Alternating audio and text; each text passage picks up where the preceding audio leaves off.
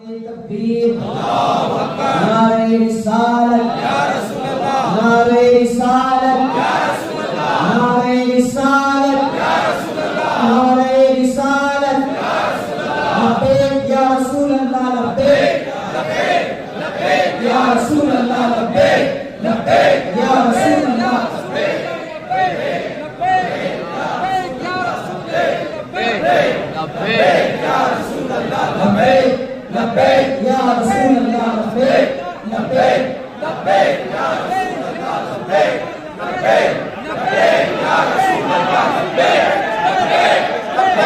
رسول اللہ، لبیک لبیک لبیک یا رسول اللہ، لبیک لبیک یا رسول اللہ، لبیک لبیک لبیک یا رسول اللہ، لبیک لبیک لبیک یا رسول اللہ، لبیک لبیک لبیک یا رسول اللہ، لبیک لبیک یا رسول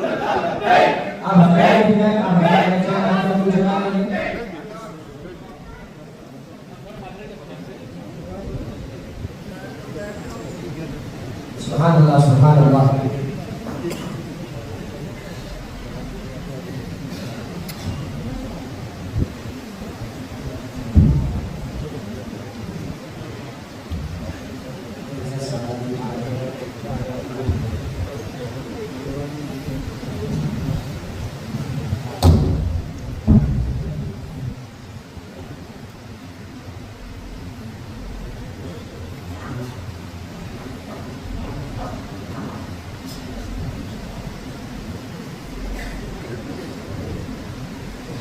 میری گزارش ہے، آپ بہت قریب تک آ گئے ہیں، اس لیے ہم نے یہ باؤنڈری رکھی تھی. آپ کی محبت ہے، عقیدت ہے، لیکن اور اب آپ آگے آنے کی کوشش نہ کریں. بالکل وقت کو ضائع کیے بغیر 5 منٹ کے لیے ہمارے مدرسے چشتیہ اشرفیہ کے جو طلباء ہیں جنہوں نے حفظ کو مکمل کیا ہے قرآن مقدس کو، چونکہ یہ بھی کوئی خاص پروگرام نہیں تھا. ایک بچے نے کل ہی جناب عنایت بھائی اللہ والے ان کے بچے نے قرآن کو مکمل کیا ہے، لہٰذا لیکن جب ان کا نام آیا تو بعد میں پتہ چلا 2-3 بچے ایسے بھی ہیں جن کا آخری سبق باقی ہے، لہٰذا ہم نے یہ سڈنلی رکھا ہے. تو اس کا پورا ختم قرآن کی محفل ہوتی ہے، لیکن ہم اگر حضور کی موجودگی میں ان بچوں کا قرآن ختم کراتے ہیں، پھر انشاءاللہ حضرت کے حوالے مائک کیا جائے گا. وہ بچے ایک ایک کر کے یہاں پر آ جائیں، صرف حضرت کو سورہ ناس اور سورہ فاتحہ سنیں.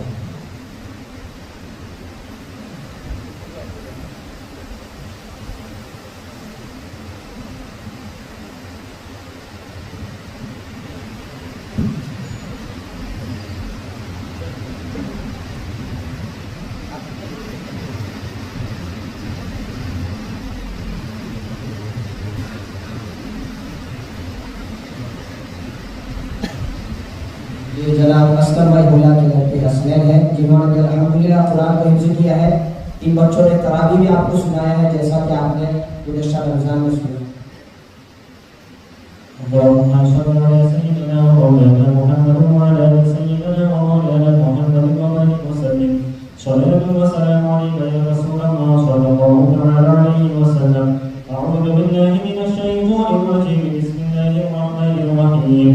قل أعوذ برب الناس ملك الناس إله الناس من شر الوسواس الخناس الذي يوسوس في صدور الناس من الجنة والناس.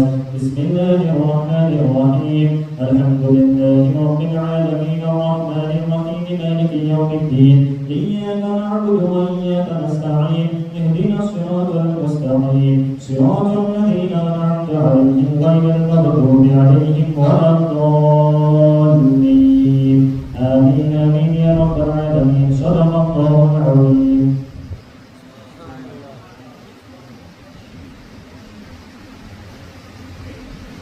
جناب عنایت بھائی کے لڑکے حافظ صفار صاحب.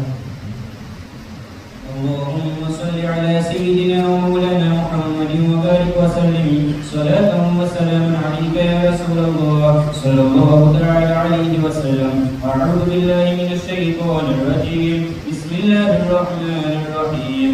قل أعوذ برب الناس ملك الناس إله الناس من شر الوسواس الخناس الذي يوسوس في صدور الناس من الجنة والناس.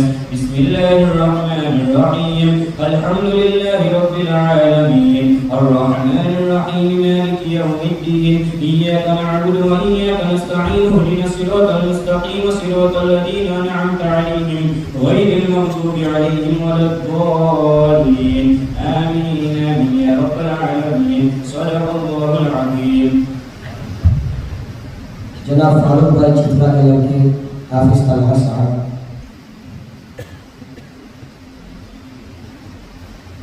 اللهم صل على سيدنا ومولانا محمد وبارك وسلم صلاة وسلاما عليك يا رسول الله صلى الله تعالى عليه وسلم. أعوذ بالله من الشيطان الرجيم. بسم الله الرحمن الرحيم. قل أعوذ برب الناس ملك الناس إله الناس من شر الوسواس الخناس الذي يوسوس في صدور الناس من الجنة والناس. بسم الله الرحمن الرحيم. الحمد لله رب العالمين الرحمن الرحيم مالك يوم الدين. إياك نعبد وإياك نستعين اهدنا الصراط المستقيم صراط الذين أنعمت عليهم غير المغضوب عليهم ولا الضالين. صدق الله العظيم. ساجد بھائی رہان والے ان کے لڑکے حافظ عابد صاحب. صلى الله على النبي الأمي وآله صلى الله تعالى عليه وسلم. صلاة وسلام عليك يا رسول الله صلى الله تعالى عليه وسلم. أعوذ بالله من الشيطان الرجيم. بسم الله الرحمن الرحيم. قل أعوذ برب الناس ملك الناس إله الناس من شر الوسواس الخناس الذي يوسوس في صدور الناس من الجنة والناس. بسم الله الرحمن الرحيم. الحمد لله رب العالمين الرحمن الرحيم مالك يوم الدين. إياك نعبد وإياك نستعين اهدنا الصراط المستقيم صراط الذين أنعمت عليهم غير المغضوب عليهم ولا الضالين. آمين آمين يا رب العالمين. صدق الله العظيم. جناب عثمان بھائی اور جناب عبد المجید آپ آگے تشریف لے آئے. حضور کی گلپوشی کے لیے جناب عبد المجید صاحب ہمارے پرمکھ اور عثمان بھائی اور یہ بچے حضرت سے برکت ہاتھ لگا دیں گے. پھر ہمارے جو علماء ہیں ان کی تذکرہ بندی کر دیں گے. جناب حافظ حسنین صاحب آپ یہاں گئے. یہ جو سادات کرام ہے علماء کرام کی ٹیم ہے اور حضور حافظ نام و رسالت شیر اہل سنت سروا اہل سنت کی موجودگی میں ان حفاظ کے سروں پر یہ جو دستار حفظ باندھی جاتی ہے یہ بھی ان کے لیے برکت کا سبب ہے, برکت کا باعث ہے. نعرہ تکبیر, مجمع سے بھی نعرے لگایا.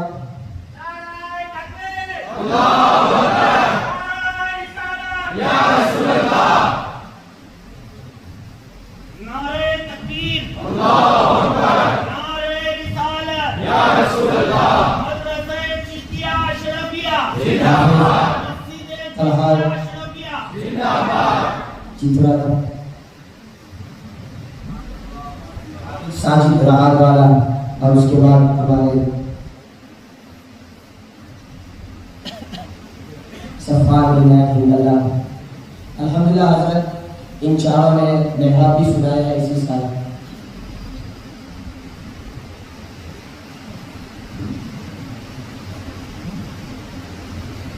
نعرہ تکبیر, نعرہ رسالت, جشن میلاد مصطفیٰ, شیر اہل سنت, سرمایہ اہل سنت, آبرو اہل سنت, وقار اہل سنت, علمدار نام سے رسالت, مفتی سلمان اظہری صاحب قبلہ, مفتی سلمان اظہری صاحب قبلہ. حفاظ قرآن عصمت قرآن مدرسے چشتیہ اشرفیہ مدرسے چشتیہ اشرفیہ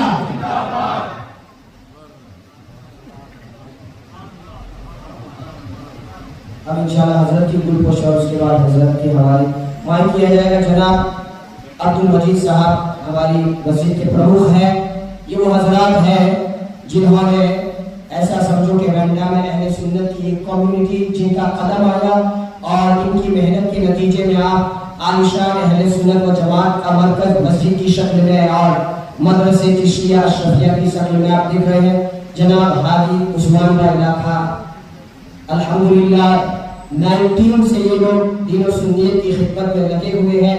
اللہ تبارک و تعالی ان بزرگوں کی عمر میں دراز عطا فرمائے, صحت و تندرستی عطا فرمائے اور ہم پر ان کا سایہ دراز فرمائے.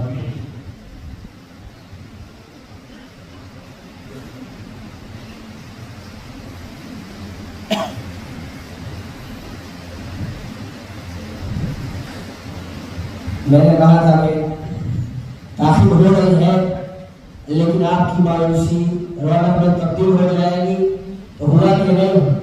اب کوئی چاہتا ہے مجلس سے اٹھ کر جانے, کوئی چاہتا ہے, جس کو جانا ہے فل اجازت ہے, کوئی شکوہ کوئی گلہ نہیں, سب حاضر ہے اس شاکار نبی اور اسی عقیدت جس عقیدت اور محبت کے ساتھ آپ یہاں پر حاضر آئے ہیں. انشاءاللہ حضرت آپ کو اسی طریقے سے عشق مصطفیٰ کا جام دلائیں گے. حالانکہ حضرت کے حالات پر مجھے گفتگو بھی کرنا تھا, جن حالات سے آپ گزر رہے ہیں اور یہ ساری جو مصیبتیں سمجھے آزمائش سمجھے کس وجہ سے ہیں وہ اجاگر اس لیے کرنا تھا تاکہ مصطفیٰ کے دیوانوں کے لیے یہ باتیں عام ہو چکی ہیں. لیکن وقت کی وجہ سے میں ساری باتوں سے گریز کرتا ہوں. لیکن الحمدللہ ہندوستان میں اگر تمام پیروں کی ایک آواز ہے تو اس آواز کا نام ہے سلمان اظہری. ہندوستان میں اگر تمام علماء کی آواز ہے تو اس آواز کا نام ہے سلمان. اگر ہندوستان میں اہل سنت کی کوئی آواز ہے تو اس آواز کا نام ہے, اس لیے کہ حالات سے آپ باخبر ہیں. ہر کوئی اپنے اپنے جو جہاں حفاظت ہے, کمفرٹ ہے, ذوق ہے, وہاں پر رہ کر دین و سنیت کی تبلیغ خدمت جو بھی کرتا ہے الحمدللہ وہ سب آنکھوں پر ہے. لیکن آج ہندوستان اور دنیا جو چیلنجز ہیں آپ نے عزت رسالت میں آپ صلی اللہ علیہ وسلم پر جو حملے ہو رہے ہیں, آپ کو جو نشانہ بنایا جا رہا ہے, اسلام کو جو ٹارگیٹ کیا جا رہا ہے, لیکن آپ دیکھیں گے اللہ تبارک و تعالیٰ نے اس صدی میں بھی حضور کا ایک ایسا امتی جو ابو بکر صدیق جو ہر جگہ حضور کے ساتھ تھے, آپ کے خاندان سے اللہ تبارک و تعالیٰ نے ایک ایسے بندے کو چنا جو سیدنا صدیق اکبر رضی اللہ تعالیٰ عنہ کی یاد تازہ کرتے ہوئے کل یار کار مصطفیٰ بن کر ابو بکر صدیق تھے, تو آج آپ کی اولاد اسی حضور کی امت کی رہنمائی کرنے کے لیے ہمارے درمیان میں موجود ہے. لہذا یہ کوئی معمولی شخصیت نہیں ہے. آدمی کے پرسنل کام ہوتے ہیں, اپنے جو حالات ہوتے ہیں, بیوی بچے ہوتے ہیں, لہذا بولنا نہیں چاہتا ہے. لیکن جب آپ بولتے ہیں, کہتے ہیں سمجھوتا حضور کے نام پر یہ امپاسبل ہے, کمپرومائز حضور کے نام پر یہ ناممکن ہے, اس لیے کہ آپ یہی تو درس دے رہے ہیں کہ جان ان کی ہے, یہ سب کچھ ان کا ہے. جب ان کا ہے تو ان پر قربان ہو جائے تو اس میں کیا بڑی بات ہے. الحمدللہ آج دنیا میں آپ نے لوگوں کو حضور کے قریب اس طریقے سے کر دیا ہے. اور میں نے کہا کہ عشق مصطفیٰ کا چراغ جو ہمارے دلوں میں ہے, لیکن وہ چراغ بجھ چکا تھا. آپ نے اس میں ایک ایسی چلن کی چنگاری لگائی ہے, آج پوری دنیا میں آئی لو محمد کے نعرے گونج رہے ہیں, پوسٹرے لگ رہے ہیں. یہ دلیل ہے کہ ہر عاشق نبی اس کا دل زندہ ہے. ضرورت ہے ایک چراغ کو آگ لگانے والے کی, روشنی دینے والی کی, تو اسی روشنی دینے والے کا نام کیا ہے؟ آپ بولیں. جب نبی کے دربار کا یہ شیر دہاڑتا ہے تو اس طریقے طریقے سے وہ گونج صدا اس طریقے سے پھیلتی ہے کہ باطل کے ایوانوں میں زلزلے آ جاتے ہیں. اس لیے کہ اللہ تبارک و تعالیٰ نے حضور نے ان کو چنا ہوا ہے. لہذا بلا کسی تاخیر میں آپ کی حوالے معروف کرتا ہوں. نعرہ تکبیر، نعرہ رسالت، شعار اہل سنت، سامع اہل سنت، آرزو اہل سنت، وعد اہل سنت، صدر اہل سنت، ہمارے نام سے رسالت، ہمارے نام سے رسالت، ہمارے حضور تاج الشریعہ، ہمارے حضور شیخ الاسلام، زندہ باد زندہ باد.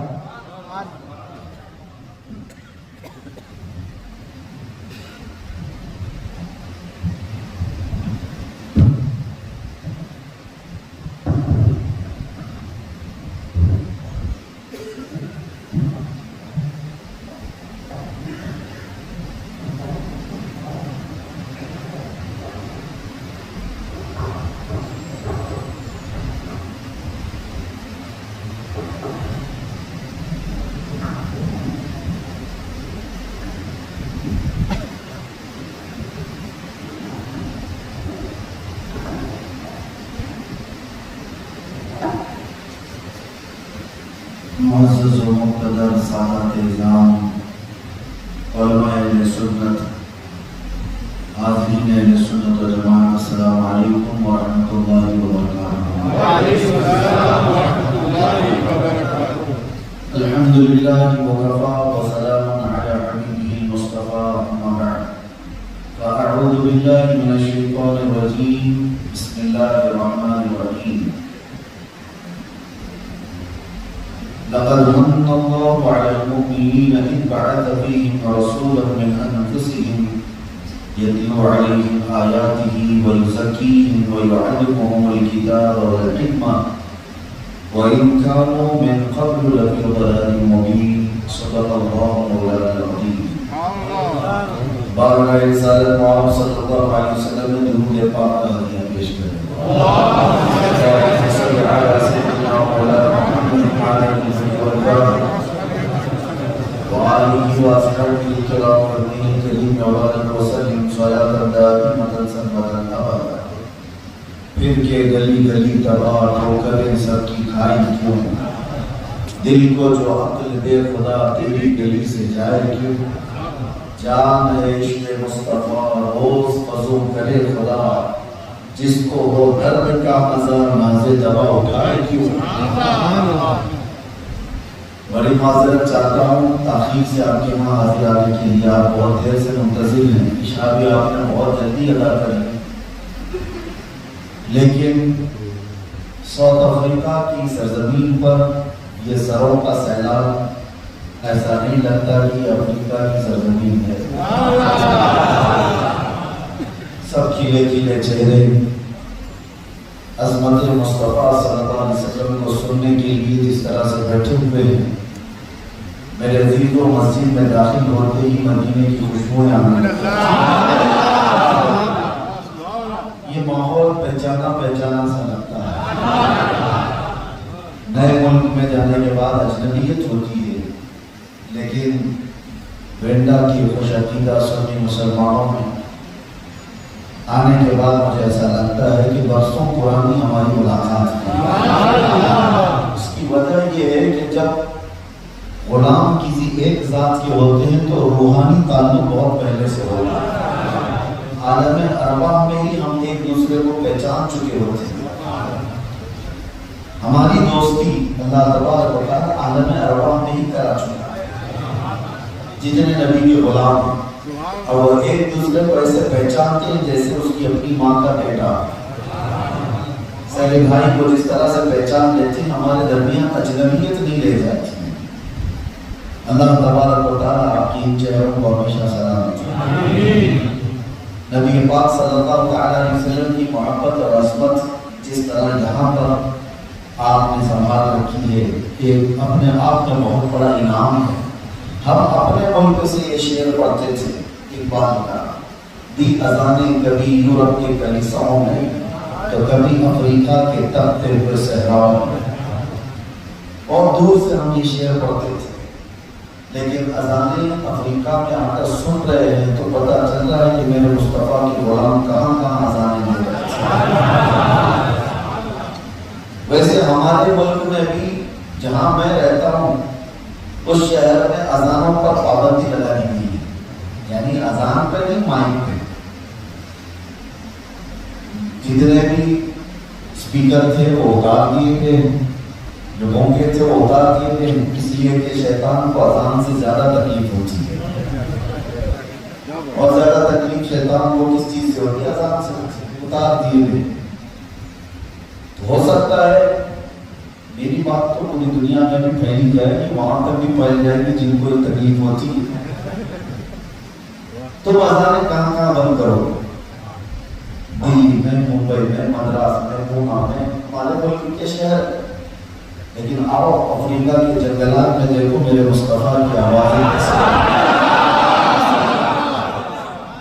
یہ وہ سیلاب ہے جس کو اقبال نے کہا تھا، تھمتا نہ تھا کسی سے سیل رواں ہمارا، کچھ بات تو ہے کہ مٹتی نہیں ہستی ہماری، صدیوں رہا ہے دشمن دور زماں ہمارا، اور باطل سے ڈرنے والے ہیں آسمان نہیں ہے ہم، 100 بار کر چکا ہے تو امتحان ہمارا۔ آپ نے انتظار کیا، میں شکر گزار بھی ہوں، لیکن عجیب اتفاق ہے کہ بیٹا میں آتی ہی طبیعت میں اس میدان تھوڑی سی طبیعت میں فرق آ گیا تھا۔ احباب ہمارے عزیز اور جمیل بھائی سب ڈرے ہوئے تھے، لیکن دوپہر سے اب تک انہوں نے کئی گولیاں دی، انجیکشن دے دیے، لیکن مجھے معلوم ہے کہ ہماری بیماری کا علاج یہی ہے جو آ رہا ہے،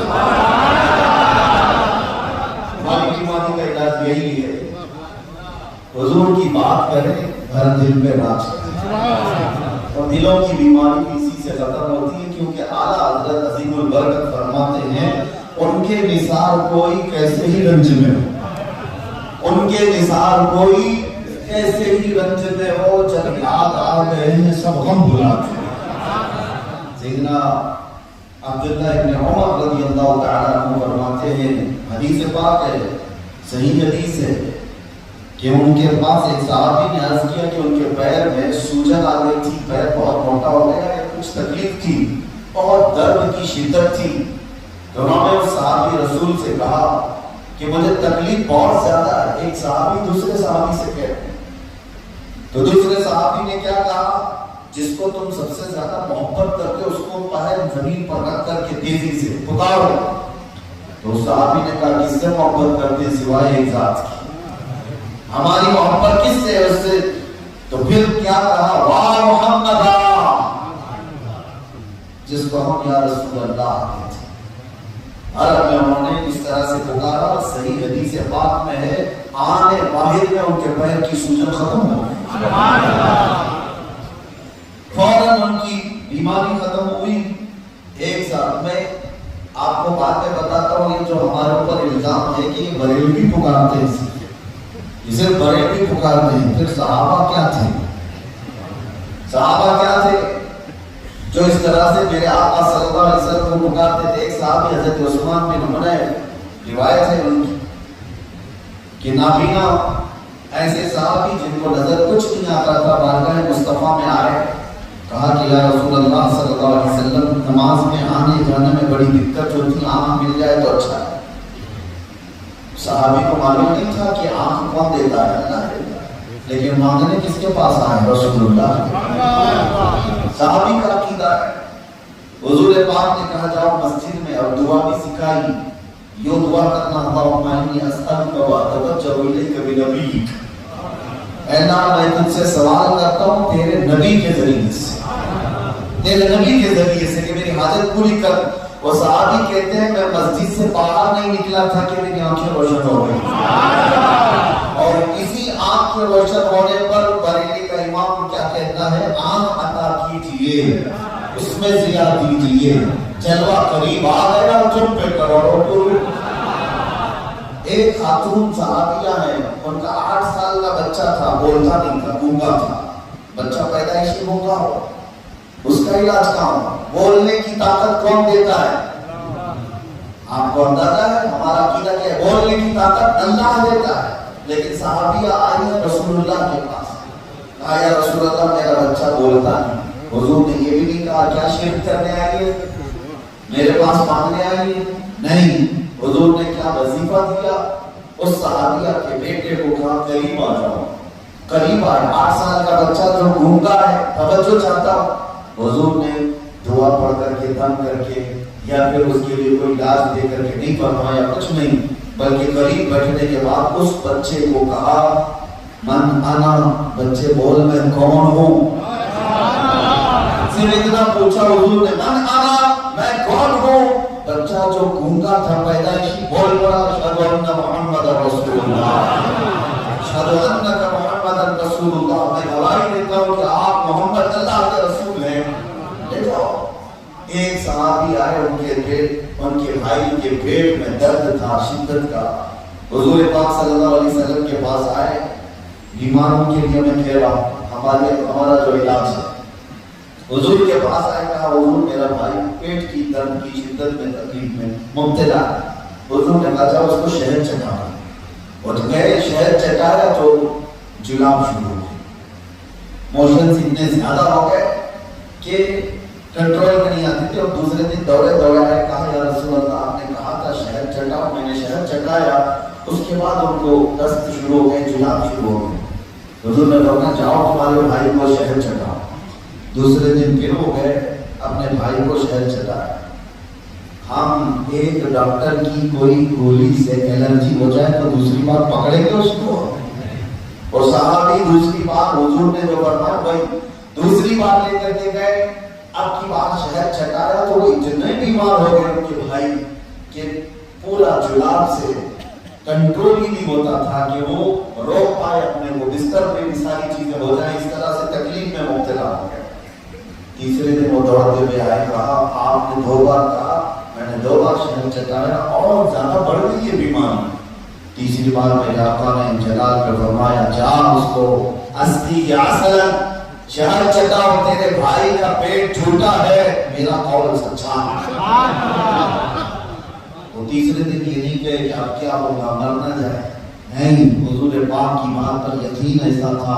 تیسرے دن بھی گئے اور شہد لے کر اپنے بھائی کے پاس, اور تیسرے دن جیسے ہی شہد چٹایا ان کی بیماری ہمیشہ کے لیے ختم ہو گئی. اس کے بعد اسی چیز کو, یہی صحابہ کا جو معمول تھا, اس کو اعلیٰ حضرت نے ہمیں کیسے بتایا کہ یہی مسئلہ کی اعلیٰ حضرت ہے. یا رسول اللہ شافی و نافی ہو تم, وافی و کافی ہو تم, شافی و نافی ہو تم, وافی و کافی ہو تم, درد کو کر دو دوا تم پہ کر دو.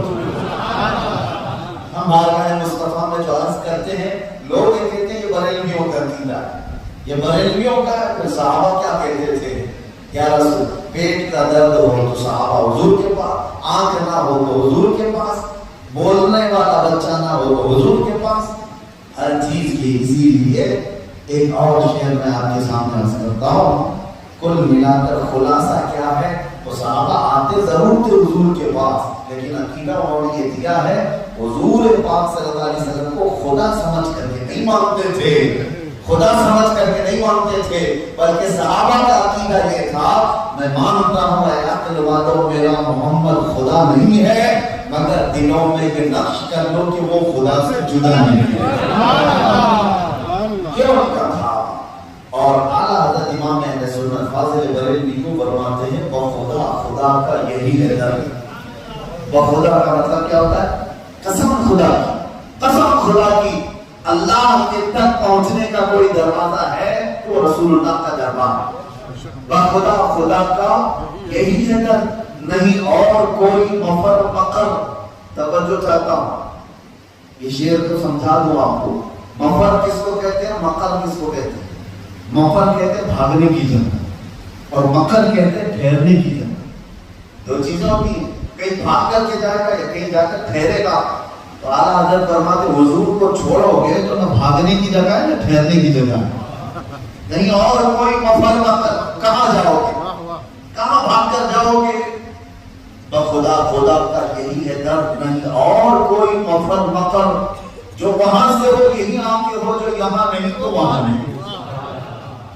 یہ قانون ہے اور اگر کوئی شارٹ کٹ والا تمہیں نظر آ جائے کہ میں ڈائریکٹ پہنچاؤں، وہ سب سے بڑا زندیق ہے، جھوٹا۔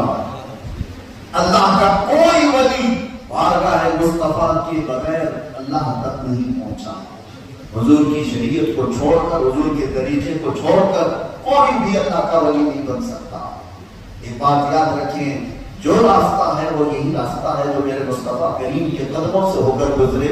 اور اقبال کی بات سنو، اقبال کے نزدیک دین کیا ہے؟ دین کس کو کہتے ہیں؟ اقبال نے کہا کہ مصطفیٰ برساں خیش کے دی ہماؤست، فارسی میں، فارسی زبان میں اقبال کہتے ہیں اپنے آپ کو رسول اللہ کے قدموں تک پہنچا دو، یہی دین۔ گر بہو رسیدی تمام بول حدیث، اگر تم نے اپنے آپ کو وہاں تک نہیں پہنچایا تو پھر زندگی ابو لہب کی طرح ہے، ابو لہب کی طرح ہے۔ اپنے آپ کو وہاں تک پہنچا دو اور قدموں تک۔ اور صحابہ کرام رضوان اللہ تعالیٰ علیہ اجمعین نے یہی کیا۔ عزیزان گرامی مقام، آج مجھے چند نقطوں پر آپ کے سامنے عرض کرنا ہے۔ میں جو بات عرض کر رہا تھا، ہم تو چھوٹی موٹی بیماریوں میں جو اچک جاتے ہیں اور پریشان ہو جاتے ہیں، یہ کچھ نہیں ہے، یہ کوئی بات ہی نہیں۔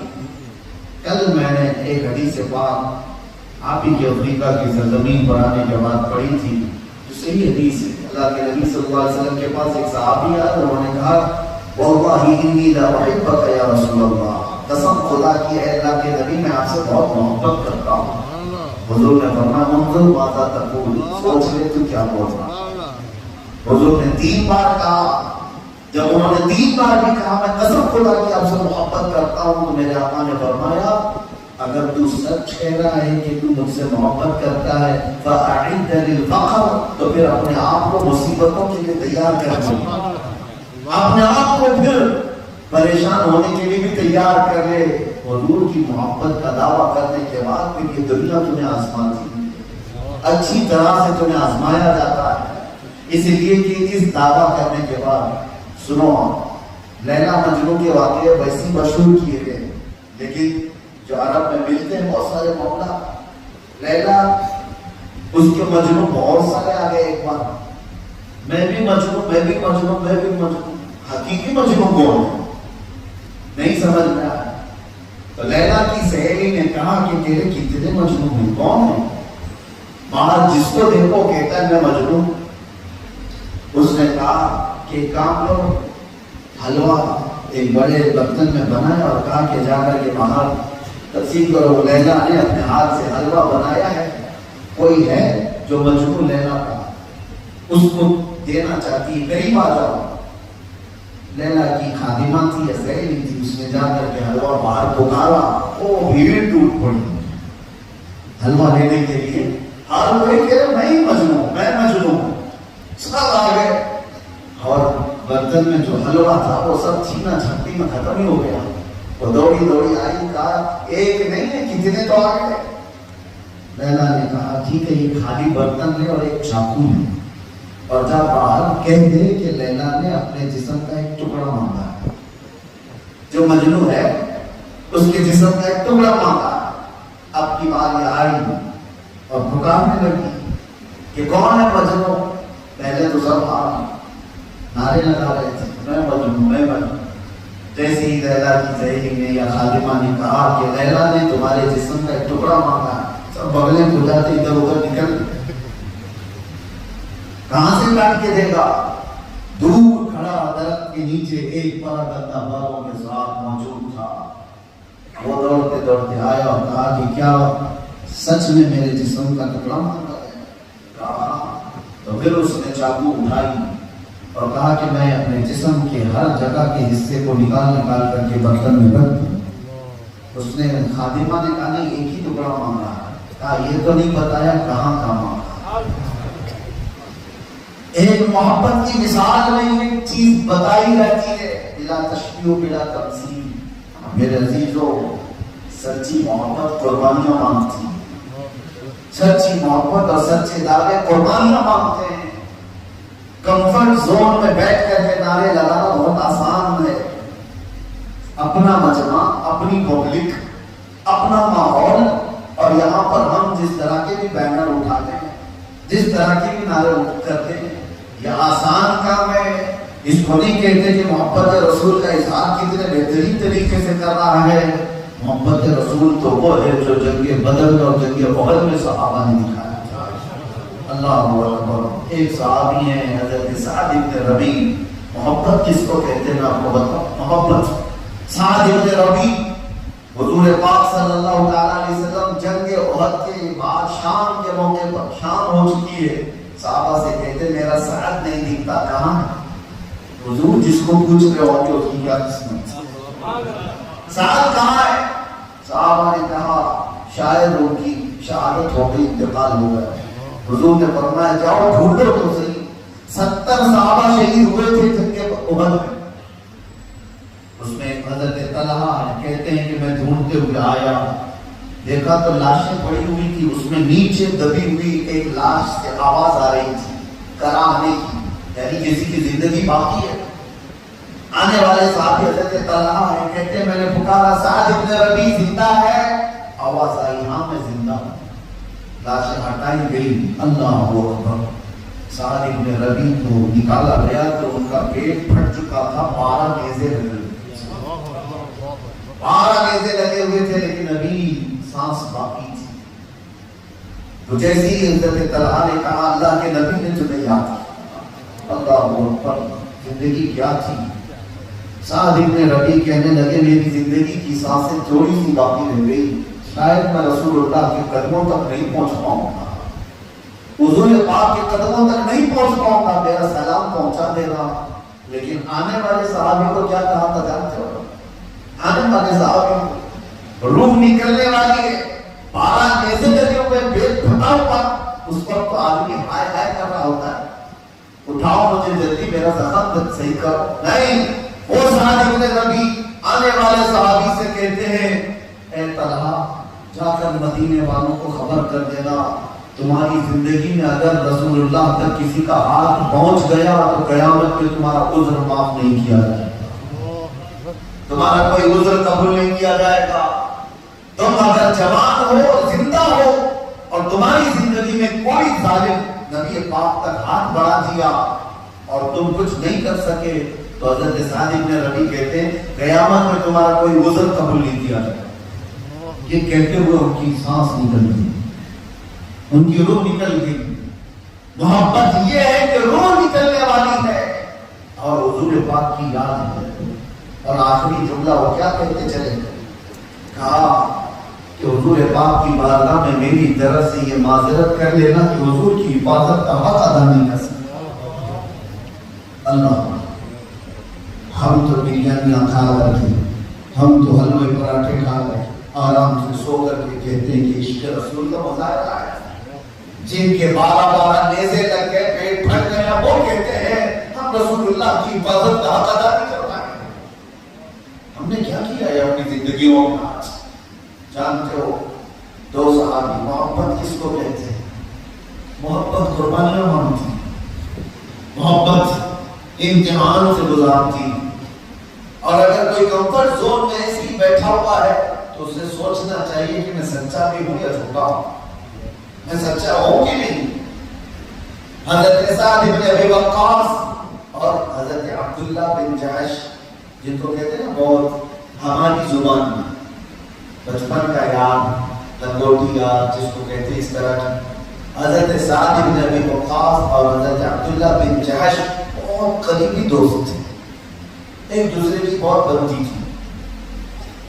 ہوتا ہے جو بہت قریبی دوست ہوتے ہیں اس کے دکھ سکھ میں، اس کی ہر چیز میں ایک دوسرے کو شیئر کرنا، سب چیزیں تھیں۔ جبکہ احد دوسرے دن ہونے والی، احد میں کفار و مشرکین آ چکے ہیں اور مدینے کے لیے بڑی آزمائش کا دن تھا۔ صحابہ حضور کے ساتھ تھے، اس میں منافقین بھی چھوڑ کے جا چکے تھے۔ تو نبی پاک صلی اللہ علیہ وسلم کی یہ 2 صحابہ رات کے وقت مسلح بچھائے اور بیٹھتے ہیں۔ سعد بن ابی وقاص کہتے ہیں عبداللہ میں دعا کروں گا تو آمین کہہ، اور عبداللہ بن جحش کہتے ہیں میں دعا کروں گا تو آمین کہہ۔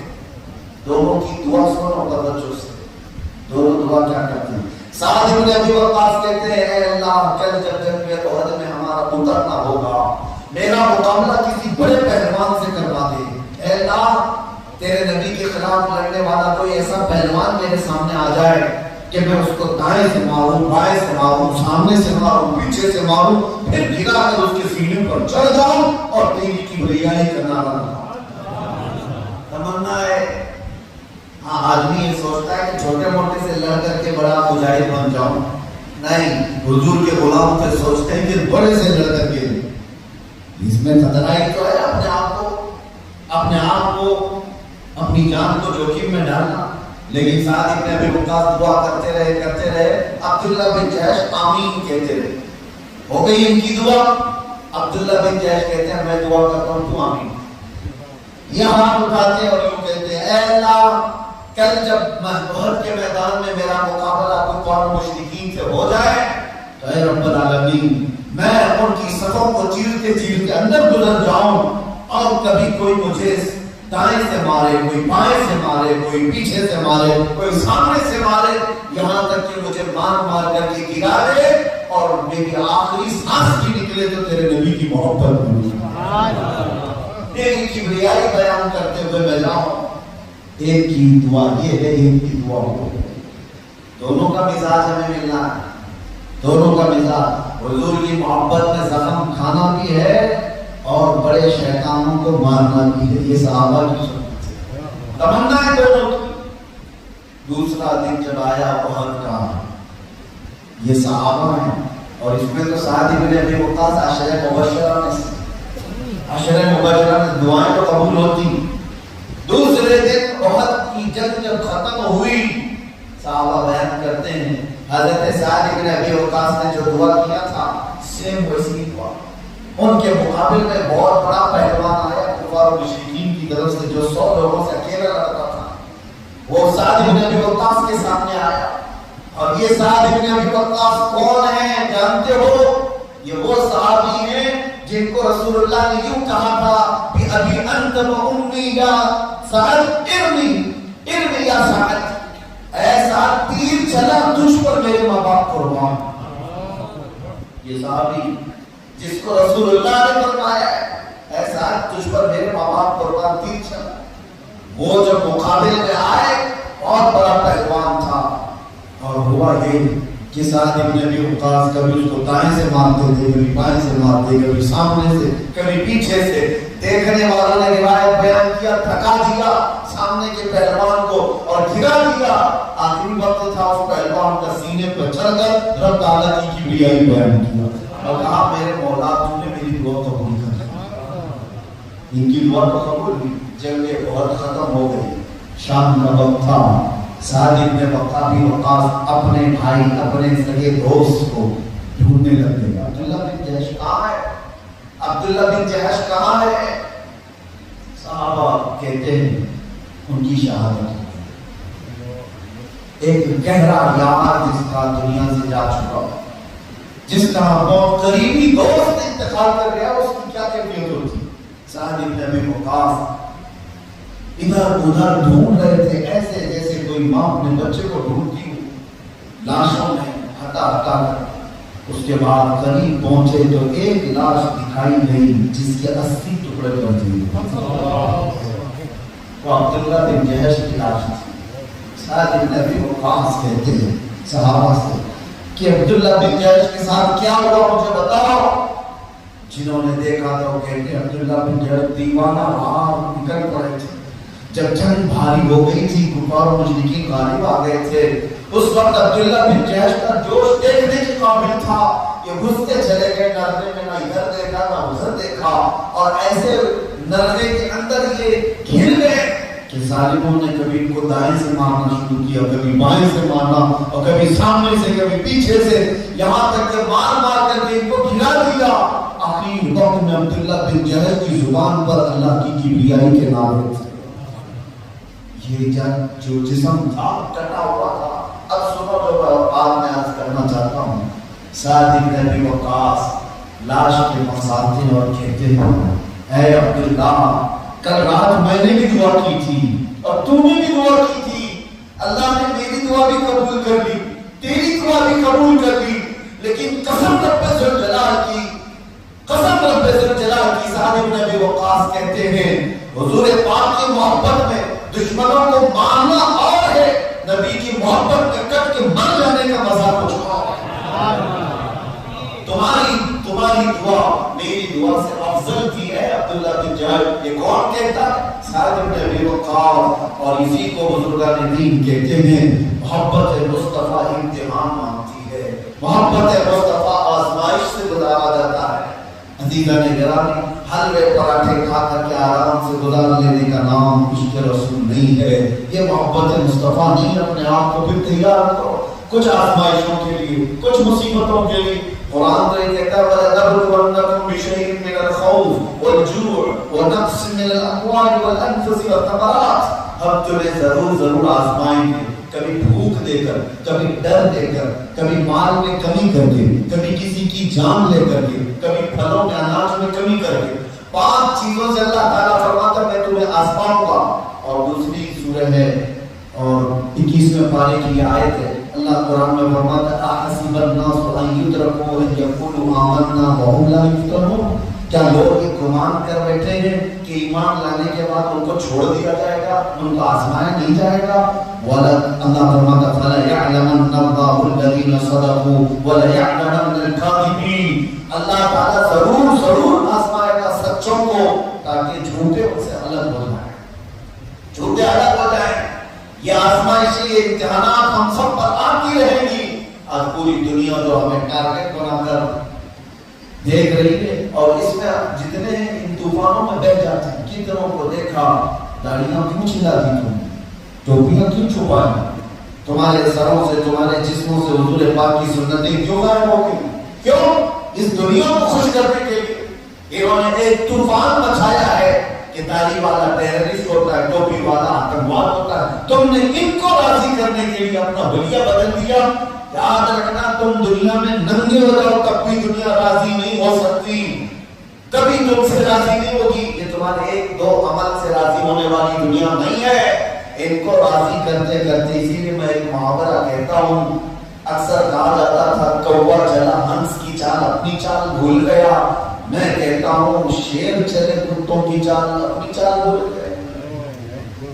وہ دنیا کے کتے ہیں جن کے پاس اخلاق نہیں ہے، کردار نہیں ہے، وہ ننگے ہیں، بے حیا ہیں، اور تمہیں اللہ تعالیٰ نے ان کو دیکھ کر زندگی گزارنے کا حکم نہیں دیا۔ تم یہ کبھی مت دیکھنا یہ کتنے عیش و عشرت میں ہیں، ان کی جنت ہے یہ۔ تم یہ مت دیکھنا کہ بڑے پیسے والوں کا فیشن الگ ہوتا ہے، نہیں، تمہیں دیکھنا ہے تو صدیق اکبر کی ذات کو دیکھو، تمہیں دیکھنا ہے تو فاروق اعظم کو دیکھو۔ اللہ تبارک و تعالیٰ نے تمہیں ان ظالموں کو دیکھ کر جینے کے لیے نہیں بھیجا ہے۔ اگر آج میں بڑے فخر سے کہتا ہوں، اپنے علاقے میں بھی کہتا ہوں، دنیا چوٹی رکھنے میں شرم نہیں کرتی تو تمہیں داڑھی رکھنے میں کیوں شرم ہے؟ ہاں، آج نوجوانوں کو دیکھا ہے بالیاں بھی پہن لیا، چوڑیاں بھی پہن لیا، نہیں ہے، شرم نہیں آتی۔ عورتوں کی جو چیزیں مرد کرنے لگ گئے، یہ بیچ کا آدمی بن گیا، پھر بھی شرم نہیں ہے۔ اور نوجوانوں کو ایسا لگتا ہے فیشن ہے، یہ فیشن ہے، اور عورتوں کو کہاں لا کر کے چھوڑ دیا، کپڑے ہی نہیں ان کے جسم پر، ننگا کر کے بازار میں لایا۔ اور دنیا یہ کہتی ہے فریڈم ہے، آزادی ہے، اس کے خلاف بولو تو پوری دنیا بھڑک جاتی ہے۔ میں تو یہ کہتا ہوں اگر ہاف کپڑے پہننے کا نام فیشن ہے تو پھر بھینس سب سے زیادہ فیشن ہوگی، وہ تو کچھ بھی نہیں پہنتی۔ جانور تو سب سے زیادہ فیشنیبل ہونا چاہیے، کتے تو کچھ بھی نہیں پہنتے۔ کپڑے نہ پہننا اور اپنے جسم کا اظہار کرنا اور ننگا ہونا یہ جانوروں کے لیے، تمہارے لیے نہیں، یہ تمہارے اخلاق نہیں۔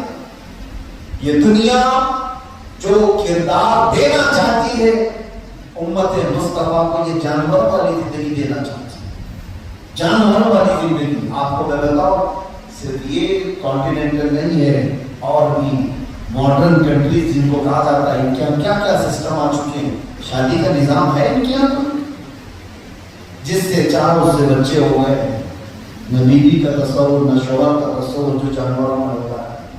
کیا یہ چیزیں یورپ کی دھرتی پر دیکھنے کو ملتی ہے؟ بچوں کو پوچھو تو ان کا باپ ہی نہیں پتا ہے۔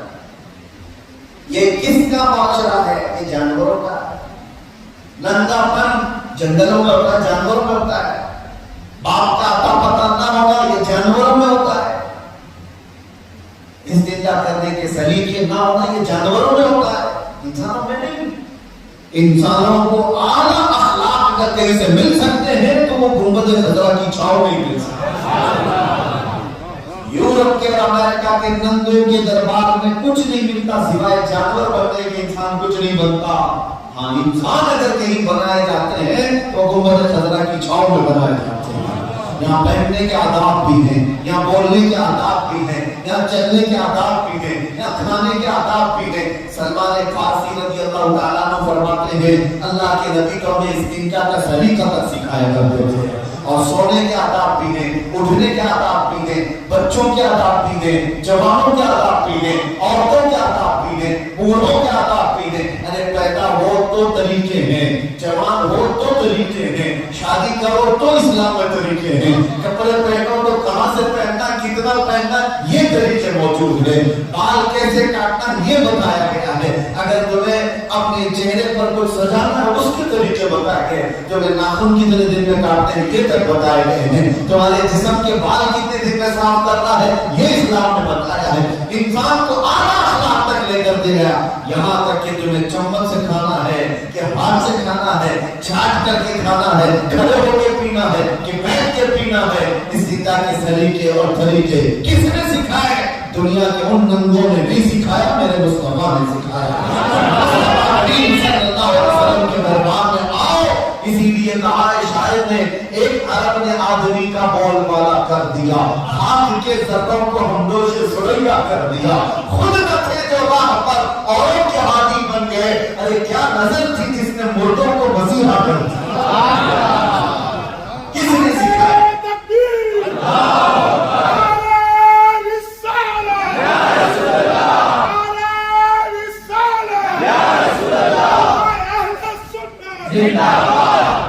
मेरी बात इधर उधर डाइवर्ट ना हो, मैं बीच में ये बात अर्ज करना चाहता हूँ। शर्म किस बात की, हया किस बात की? नौजवान जब मेरे मुस्तफा से अपनी निस्बत को जोड़ता है तो उससे मैं दावत देता हूँ कि तुम्हें अपने महबूब का हर अमल प्यारा लगना चाहिए। मुझे बताओ सुन्नियों, नबी पाक सल्लल्लाहु अलैहि वसल्लम के चेहरे के बारे में तुम्हारा क्या अकीदा है? वही अकीदा है जो हसन बिन साबित का था, वही अकीदा है।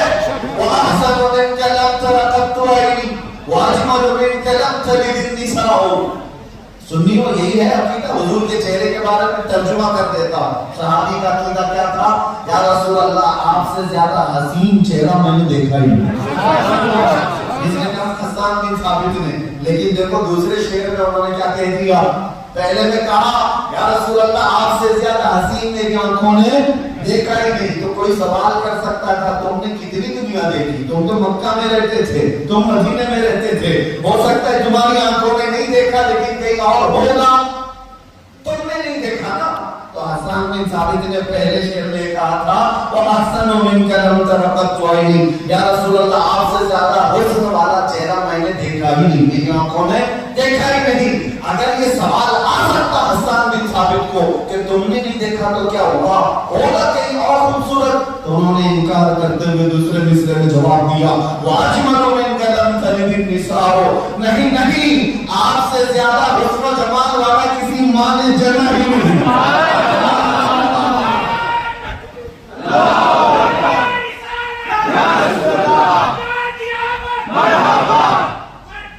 यही अकीदा है हम सबका, यही अकीदा है हुजूर के हुस्न वाले चेहरे के बारे में। मैं आपसे पूछ रहा हूँ उन नौजवानों से भी, अगर तुम कहते हो कायनात का सबसे हसीन चेहरा मेरे मुस्तफा का था, अगर ये बात मानते हो तो फिर सबसे हसीन चेहरे को फॉलो करना चाहिए फिर किसी नंगे को फॉलो करना चाहिए? और सबसे हसीन चेहरे पर दाढ़ी थी। अगर दाढ़ी रखना ऐब की बात होती तो कायनात का सबसे हसीन चेहरा दाढ़ी वाला नहीं हो सकता। सबसे हसीन चेहरे पर दाढ़ी थी।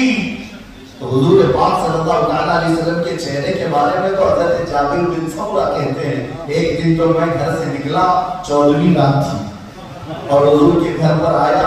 हुजूर सुर्ख लाल रंग का जुब्बा पहनकर के अपने घर से बाहर निकले। तवज्जो, हज़रत जाबिर कहते हैं حضور جیسے ہی اپنے حجرے سے نکلے اور 14ویں کا چاند چمک رہا تھا آسمان پر، تو میں کبھی چاند کو دیکھتا اور کبھی رسول اللہ کو دیکھتا، کبھی ادھر دیکھتا اور کبھی ادھر دیکھتا۔ وہ صحابی کہتے ہیں میں یہ دیکھ رہا تھا، یہ زیادہ حسین ہے کہ حضور کا چہرہ زیادہ حسین ہے۔ تھوڑی دیر کے بعد ان کا عشق کیا جواب دیتا ہے، ان کی محبت کیا جواب دیتی ہے۔ شاعر اس کی ترجمانی کرتے ہوئے یوں کہتا ہے، چاند سے تشبیہ دینا یہ بھی کیا انصاف، حضور کے چہرے کو چاند سے تشبیہ دینا یہ بھی کیا انصاف ہے۔ چاند میں تو داغ ہے، حضور کا چہرہ صاف ہے۔ چاند میں تو داغ ہے، حضور کا چہرہ صاف ہے۔ صحابہ کا ماننا تھا میرے عزیزوں کو چاند سے زیادہ حسن والا حضور کو کہتے تھے۔ اسی لیے میں یہ کہتا ہوں حضور پاک صلی اللہ علیہ وسلم سے جو روشنی پایا تو وہ چاند بنا، وہ سورج بنا، وہ ستارے بنے۔ اس حسین چہرے کو فالو کیوں نہیں کرتا نوجوان، جب اس کا یہ ماننا ہے کہ میں اپنے نبی کو سب سے زیادہ حسن والا مانتا ہوں۔ دوسری بات، حضور کے اخلاق کے برابر کسی اور کے اخلاق ہو سکتے ہیں؟ مسلمانوں سے پوچھ رہا ہوں میں، مسلمان تو مسلمان غیر بھی اس بات کے قائل ہیں کہ دنیا کے سب سے اعلیٰ اخلاق محمد رسول اللہ صلی اللہ علیہ وسلم۔ آپ انگریزوں کی کتابیں پڑھ کر کے دیکھیں، بہت سارے انگریز ہیں جنہوں نے لکھا ہے کہ محمد رسول اللہ صلی اللہ علیہ وسلم، the prophet محمد صلی اللہ علیہ وسلم سب سے اول نمبر پر اخلاق میں۔ انگریز بھی یہ کہتے ہیں کہ حضور کے علاوہ کسی کو ہم نے نہیں دیکھا اخلاق۔ دنیا اپنے تو اپنے غیر جس بات کے قائل ہیں، تو پھر میں پوچھتا ہوں ہم کو اخلاق سیکھنے کے لیے کیا ایسوں کے پاس جانے کی ضرورت ہے جن کو پیشاب کا سلیقہ نہیں آتا؟ ہمارے ملک میں خاص طور پر ہندوستان میں بہت ساری جو میٹروپولیٹن سٹیز ہیں، بڑے بڑے شہر ہیں، وہاں پر کچھ مینجمنٹ اور پرسنالٹی ڈیولپمنٹ کے کورسز کرائے جاتے ہیں، 6 مہینے کے، 2 مہینے کے، 3 مہینے کے۔ کچھ نوجوان آئے تھے بنگلور سے ہمارے پاس، میں نے ان سے پوچھا تھا کہ کیا کرائے جاتے ہیں، یہ پرسنالٹی ڈیولپمنٹ کیا ہے؟ انہوں نے کہا کہ اس میں بہت سارے کیریکٹر سکھائے جاتے ہیں، بیٹھنا کیسے ہے، لوگوں سے ہینڈ شیک کیسے کرنی چاہیے، دسترخوان پر بیٹھے تو ہاتھ کیسے رکھنا چاہیے، اسپیچ دینے کے وقت کیسے بات کرنا چاہیے، لوگوں سے ملنے میں، تجارت میں، یہ سب چیزیں سکھائی جاتی ہیں۔ میں نے ان نوجوانوں سے کہا سکھانے والے لوگ کون ہیں؟ سکھانے والے لوگ وہی ہیں جن کو دنیا دیکھتی ہے یہ کھڑے ہو کر پیشاب کرتے ہیں۔ میں نے ان سے کہا جن کو پیشاب کرنے کا طریقہ نہیں آتا وہ پرسنالٹی ڈیولپمنٹ تمہیں سکھائیں گے۔ اور ایک طرف میرے آقا فرما رہے ہیں انما بعثت لاتمم مکارم الاخلاق، میں تو اسی لیے پیدا کیا گیا کہ تم کو سب سے اعلیٰ اخلاق پر بنانا۔ اور میرا رب قرآن میں فرماتا ہے وَإِنَّكَ لَعَلَىٰ خُلُقٍ عَظِيمٍ، اے محبوب ہم نے آپ کو سب سے اعلیٰ اخلاق پر پیدا کیا ہے۔ تو اللہ کی بات کو نہیں سن رہا، نبی کی بات کو نہیں سن رہا، اور ایک درندہ کی بات کو سن رہا ہے، ایک درندے کی بات کو جس کے یہاں کھا کھانے کے علاوہ کوئی چیز نہیں۔ ہاں کچھ لوگ جو پرسنالٹی ڈیولپمنٹ اور دنیا جس کو کہہ رہی ہے، میں کہتا ہوں کہ دکھاوے کے اخلاق ہے، دکھاوے کے اخلاق ہیں۔ حضور کے اخلاق پر آ کر کے تو دکھاؤ۔ چیلنج ہے پوری دنیا کو، چیلنج ہے حضور کے اخلاق کی بات کر، ہینڈ شیک کیسے کرنا چاہیے۔ ابھی میں آج شام میں ہمارے عظیم عبدالمجید صاحب کے گھر میں ایک بات عرض کر رہا تھا کہ حضور پاک صلی اللہ تعالیٰ علیہ وسلم کی اخلاق کریمہ نا، اگر ایک بات میں بتا دوں ہم میں سے کون کر پائے؟ حضور کے بارے میں صحابہ کہتے ہیں جب حضور کسی سے مصافحہ کرتے تھے تو اس وقت تک اپنا ہاتھ نہیں لیتے تھے جب تک سامنے والا نہیں لیتا، جب تک سامنے والا اپنا ہاتھ نہیں لے دیتا تب تک حضور اپنا ہاتھ نہیں لیتے تھے۔ کچھ لوگ کتنی دیر تک حضور کا ہاتھ دباتے تھے، پکڑتے تھے، حضور کبھی کھینچتے تھے۔ آج تو ہم بھی اپنا ہاتھ نہیں دے پائے۔ نبی پاک کے اخلاق کی بات کر رہے ہیں، ارے دوسرے یہ جتنے بھی ڈھکوسلے ہیں، مدینہ طیبہ میں جاؤ، ایک جگہ ہے ثنیۃ الوداع، آپ نے شاعر نے سنا ہوگا طلع البدر علینا من ثنیات الوداع وجب الشکر علینا ما دعا للہ۔ یہ ثنیۃ الوداع کیا چیز ہے؟ کیا ایک جگہ کا نام ہے۔ مدینہ میں اونچی گھاٹی تھی، یہاں سے جو بھی آتا تھا مدینے وہیں سے انٹر ہوتا تھا. تو وہ جو مدینے کی بچیاں تب بجا کر حضور کا استقبال کر رہی تھی, اس نے یہی کہا ہے سنیت الوداع کی گھاٹیوں سے ہم پر چودھری کا چاند طلوع ہو. سنیت الوداع, مجھے بات کیا کہنی ہو توجہ سے سن. یہ آج بھی علاقہ کہاں ہے, مدینے والوں سے جا کر پوچھ لینا کہ تاریخ میں معلوم کرنا یہ علاقہ کہاں ہے. مسجد قباء دیکھا ہوگا, مسجد قباء مدینہ شریف میں, اس کے قریب میں ہی یہ جگہ ہے.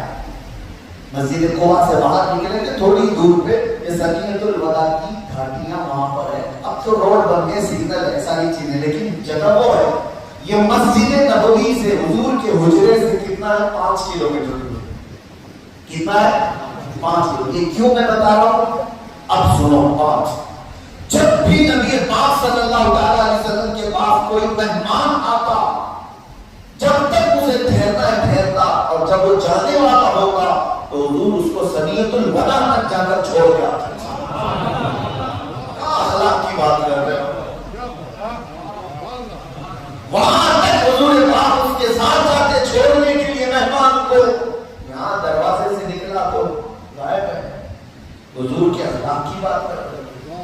نبی پاک صلی اللہ علیہ وسلم کے اللہ حضرت انس چھوٹی عمر کے تھے, حضور کے غلام ہیں, حضور کے غلام ہیں. نبی پاک صلی اللہ علیہ وسلم کی خدمت کرنے والے. آج دنیا کسی خادم کے ساتھ یہ رویہ کر کے دکھاتے جا رہا. یہاں تو اس کی زندہ مثالیں ہیں, اور گوروں نے یہاں پر کیا کیا ظلم مچائے.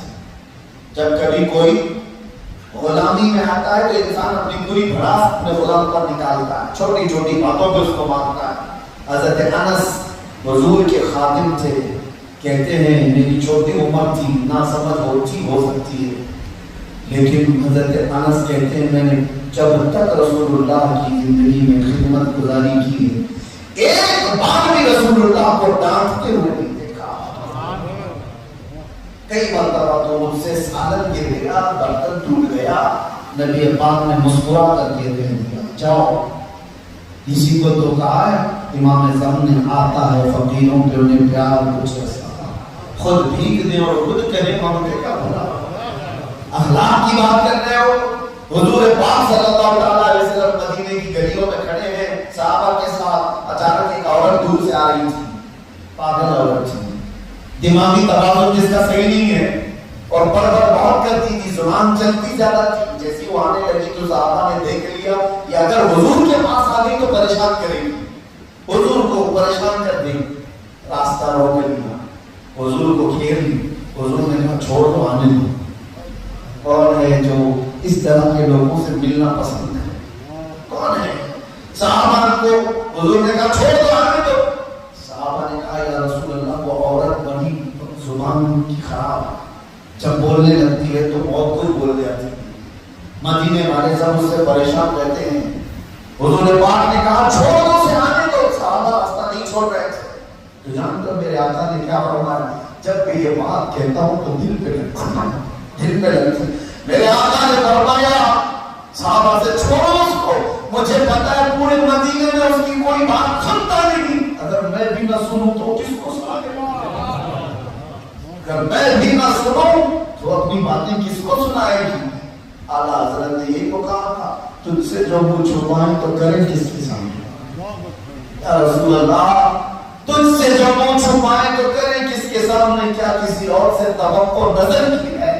بد ہے تو آپ کے بھلے ہیں, تو آپ کے ٹکڑوں پہ یہی کے پلے ہیں, رخ کدھر کر گئے.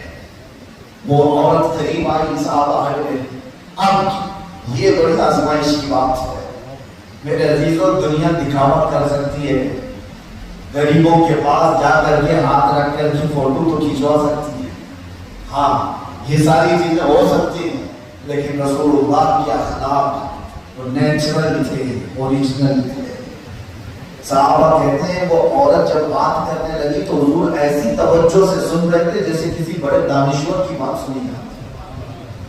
اس کو یہ فیل ہونے بھی نہیں دیا کہ وہ پاگل عورت ہے. کسی پاگل سے ہم بات نہیں کریں تو ہنس دیتے ہیں, یہ دیکھو کیسی بات کر رہا ہے. ہم کسی ہٹے ہوئے دماغ والے سے بات بھی کریں تو اس کا مذاق بھی اڑا دیتے ہیں, کیا بات کر رہا ہے. ایک بات لیول سے میرے آقا اگر بات کرتے تو اس کو یہ احساس ہونے نہیں دیتے کہ وہ پاگل ہے. توجہ سے اس کی بات سنیں. اخلاق میں حضور پاک کے مثل کوئی ہو سکتا ہے. عزیزان گرامی اسی لیے بات بیچ میں آئی تو میں نے چند اخلاق میرے آقا کے رکھ دیا آپ کے سامنے. چند اخلاق حضور پاک صلی اللہ تعالیٰ علیہ وسلم مسجد نبوی میں ہے. صحابہ سے کہتے ہیں کوئی ہے تم میں سے جس پر میرا کوئی حق باقی ہے تو لے لے مجھ سے. کون کہے گا آج جس کو اللہ تھوڑا سا مقام دے دے وہ کھڑا کر دیا پکارے کہ کسی کے پاس حق ہے تو لے لو. سب تو ہاتھ دبائے ہوئے لوگ ہوتے ہیں. اور حضور صحابہ سے کہہ رہے ہیں کوئی ہے جس پر میرا کوئی حق باقی ہے تو لے لو. صحابہ تو خاموش. ایک صحابی کھڑے ہوئے کہا میرا حق ہے.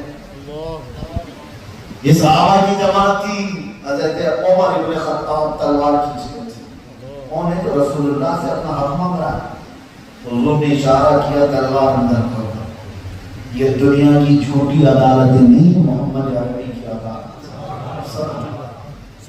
صحابی سے کہا اٹھو کیا حق ہے تمہارا. اور حق بھی چھوٹا موٹا نہیں ہے. وہ صحابی کہتے ہیں یا رسول اللہ آپ کو یاد ہے فلاں جنگ میں ہم جب جا رہے تھے صفیں آپ سیدھی کر رہے تھے میں تھوڑا سا آگے آ گیا تھا آپ نے چھڑی سے مجھے مار دیا تھا میں بدلہ لینا چاہتا ہوں. یہ چھوٹی موٹی بات نہیں. وہ صحابی کہتے ہیں آپ نے مجھے آگے آنے کی وجہ سے چھڑی سے مار دیا تھا وہ حق باقی ہے میں لینا چاہتا ہوں. حضرت عمر کا جلال دیکھنے قابل تھا. کون ہے جو رسول اللہ سے اس کی بات کر رہے ہیں. حضور نے پھر اشارہ کیا تلوار نیچے تلوار اندر رکھو. حضور نے کہا اس صحابی کو آ جاؤ اور اپنا حق لے لو. اپنے آپ کو ان کے حوالے کیا. اس صحابی نے کہا نہیں یا رسول اللہ جس وقت آپ نے مجھے مارا تھا اس وقت میرے جسم پر کپڑا نہیں تھا کرتا نہیں تھا میں صرف تیبل پہنا ہوا تھا اور میری ننگی پیٹھ تھی. اس وقت آپ نے مارا تھا اور میں چاہتا ہوں کہ آپ بھی اپنا جھوٹا اٹھائیں. اللہ یہ کس کی عدالت ہے. یہ کس کی عدالت. نبی پاک صلی اللہ علیہ وسلم نے چون چرا بالکل نہیں فرمایا کچھ نہیں کہا. فوراً اپنا جبہ مبارکہ اٹھا دیا. کہا کہ تمہارا حق ہے لو. جیسی جبہ اٹھایا وہ صحابی دوڑ کر کے آئے حضور کے کندھوں پر جو مہر نبوت تھی اس کو چوم لیا. بدلا ہو گیا. چوم لیا. حضور کے دونوں کندھوں کے بیچ میں مہر نبوت تھی جس کی روشنی سورج سے زیادہ چمکتی. وہ صحابی چوم لیتے ہیں اور کہتے ہیں فَسْتُ بِرَبِّ الْكَعْبَةِ رب کعبہ کی قسم میں مراد کو پہنچ گئے. انہوں نے تو طریقہ اختیار کیا تھا حضور کی مہر نبوت کو دیکھنے کا چومنے کا. لیکن مصطفیٰ کریم صلی اللہ علیہ وسلم نے جو اخلاق وہاں دکھائے کوئی اور کر سکتا ہے. بخاری شریف میں صحابہ بیٹھے ہوئے حضور کے ساتھ ایک دیہات سے شخص آیا اور مسجد میں کھڑے ہو کر کے پیشاب کرنے لگے. ہم برداشت کریں گے. وہ دیہاتی تھا مسجد میں پیشاب کرنے لگے. صحابہ کہتے ہیں ہم پکڑنے لگے اس کو. پکڑو اس کو پکڑو. خذو. صحابہ زور زور سے بولنے لگے پکڑو. اور وہ صحابہ سے ڈر کر بھاگ رہا تھا پیشاب کر بھی رہا. نبی پاک صلی اللہ علیہ وسلم پکار کر کہتے ہیں چھوڑ دو اس کو کر لینے دو. چھوڑ دو اس کو کر لینے دو. صحابہ ہٹ گئے. حضور کے فرمان کی مانا. جب اس کا ہو گیا پیشاب تو نے صحابہ سے کہا جاؤ تم پانی کی ڈول لے آؤ. پانی کی بالٹیاں بھر بھر کر لائے گی اور مسجد میں بہا دی. مسجد کو پاک کرنا. اب جو شخص تھا پکڑا گیا تھا نیا آدمی تھا دیہات کا رہنے والا وہ تو ڈرا ہوا تھا کہ کیا کر ڈالے گا میرے ساتھ.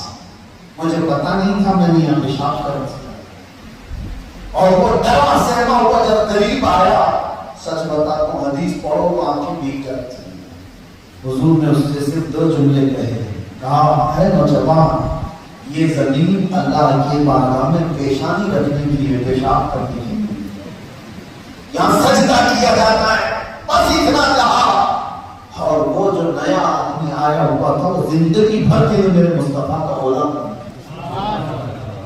اخلاق کی بات کرتے ہو اپنا آپا نہیں سنبھال پائیں گے. ہم اپنا غصہ برداشت نہیں کر پائیں گے. اس لیے میں کہتا ہوں عزیزان گرامی، اس عظیم اخلاق کے رسول تمہارے درمیان موجود ہے تو پھر اہل غیر نتو چہرے کو دیکھنے کی ضرورت کیا ہے؟ دنیا کو پڑھنے کی ضرورت کیا ہے؟ آؤ میرے مصطفیٰ کی سیرت پڑھو۔ اور امام اہل سنت فاضل بریلوی یہی تو پکار کر کے گئے جانے سے پہلے، آج میں ان کی پناہ، آج مدد مانگ ان سے، کل نہ مانیں گے قیامت میں، اگر مان گیا انہیں جانا انہیں مانا، نہ رکھا غیر سے کام، للہ الحمد میں دنیا سے مسلمان گیا۔ ایک ہی چیز ہے جو تمہیں پستی سے بلندی تک لے جا سکتی ہے۔ ڈاکٹر اقبال نے کہا میں نے جرمنی بہت دیکھا، یورپ بہت دیکھا، اور بہت سارے ان کی ترقیوں کو دیکھا کہ وہ سائنس میں ترقی کیے ہوئے ہیں، فزکس میں ترقی کیے ہوئے ہیں، بایولوجی میں بہت ترقی کیے ہوئے ہیں، بہت ساری چیزیں۔ اقبال یہ کہتا ہے میں یہ دیکھنے گیا تھا کہ ہماری قوم کس چیز میں ترقی کر سکتی ہے، محمد عربی کی امت کو بلندی تک کیسے لے جایا جا سکتا ہے۔ 8-10 سال ریسرچ کر کے ڈاکٹر اقبال واپس اپنے وطن لوٹا تو کیا علاج بتایا؟ کہا کہ اے امت مصطفیٰ، تمہاری بلندی، تمہاری طاقت، تمہاری سر بلندی اور کامیابی میں نے دیکھا ہے سائنس میں، فزکس میں، میتھس میں، جغرافی میں، یہ سارے فیلڈ میں نہیں، بلکہ ایک ہی چیز ہے کہ محمد سے وفات ہو گئے تو ہم تیرے ہیں۔ یہ جہاں چیز ہے کیا لو قلم تیرے، یہ ایک چیز ہے، ایک نقطہ ہے جس پہ واپس آ کر جمع ہو جاؤ۔ نوجوانوں سے یہی میں کہنا چاہوں گا، اپنا مطمع نظر، اپنا مقصد زندگی ایک ہی بنا دو، انہیں جانا انہیں نہیں۔ اپنی زندگی کا کل اثاثہ ایک ہی چیز بنا دو، کیا ہے؟ انہیں جانا انہیں مانا۔ اور اس سفر میں دنیا کیا کہتی ہے اس کی پرواہ نہ کرو۔ تمہاری داڑھی کو کون دیکھ رہا ہے، تمہاری ٹوپی کو کون دیکھ رہا ہے، تمہارے جوتے کو کون دیکھ رہا ہے، اس سے تمہیں کوئی پرواہ نہ ہو، اس لیے کہ ہم نے جس کے لیے کیا ہے وہ تو دیکھ رہا ہے، جس کے لیے کیا ہے وہ دیکھ رہا ہے۔ مجھے ایک بہت پیاری بات یاد آتی ہے، علامہ خادم حسین رضوی رحمۃ اللہ تعالی اللہ ان کی غربت پر ہزاروں رحمتیں نازل کرے۔ جب سنا وہ کہتے تھے کہ جب ان کو گھسیٹ کر کے پولیس والے لے کر کے جا رہے تھے اور سختیاں کرتے تھے تو ظاہر سی بات ہے یہ کس کے لیے کرتے ہیں؟ اپنے آنکھوں کو دکھانے کے لیے۔ یہ ڈپارٹمنٹ کے لوگ یہی کرتے ہیں، ہمارے ساتھ بھی یہی ہوتا تھا۔ آپ کے محبوب اسٹیٹ سے، آپ کے گجرات سے جب ہمیں دھولا بڑھا کر گھمایا جا رہا تھا، مجھے پتا ہے میں اب اظہار کروں گا تو پھر یہ بات وائرل ہو جائے گی۔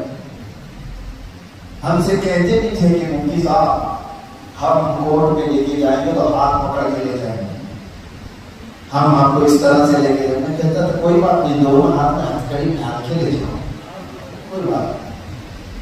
ان کو یہ سب چیزیں کس لیے کرنی پڑتی وہ بھی میں دیکھ رہا ہوں، اس لیے کہ جو آقا بیٹھے ہوئے ہیں ان کے وہ سختیاں کرتے تھے کہ کیسے لے کے جا رہا ہو، ایسے لے کے جایا جاتا ہے، ایک آروپی کوئی قیدی کو ایسے لے کے جاؤ، ایسے لے کے جاؤ۔